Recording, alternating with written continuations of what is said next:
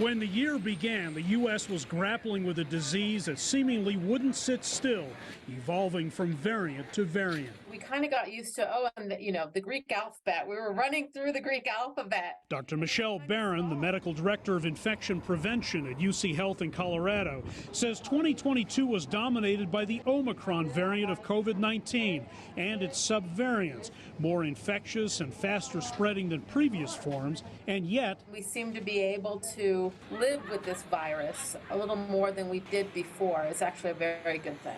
A lot of it just has to do, I think, with severity of the actual illness caused by the new variants, which is not as bad as it was. A major spike in cases in the early part of the year gave way to a much lower but steady number in the months that followed. It appears the pandemic has settled into a new normal in the U.S., helped by a degree of immunity in the population from previous infection.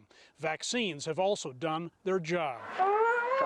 In June, the U.S. became the first country to approve the use of mRNA vaccines for children as young as 6 months old. New research indicates vaccines saved 3.2 million U.S. lives over a 2-year period beginning in December 2020.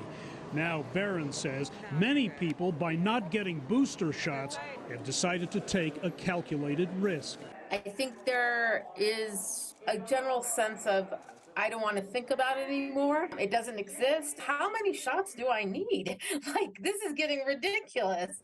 I'm hoping that people will remain in tune with, okay, we're on a rhythm now, and this is still important, and this has not disappeared. But I think we have a better understanding of risk. As the year draws to a close, the problem of long COVID, with its lingering brain fog and other symptoms, remains a serious health issue. I feel like I'm very clear in my thinking up to a certain point, and then all of a sudden it just seems like it peters out. The approach of winter has seen cases of COVID-19, along with the RSV virus and the flu, surge across the U.S. The best thing you can do is just avoid close contact with large groups of people who may or may not be infected. Certainly avoiding people who you know are infected. Still, when it comes to COVID, Barron, whose hospital is busier than it's been in a while, says 2022 has gone as well as she could have imagined. So if you had to ask me best case scenario, I think we're in the best case scenario right now. I think I hoped it would turn out this way. A disease that, while still potentially deadly, is becoming more and more manageable.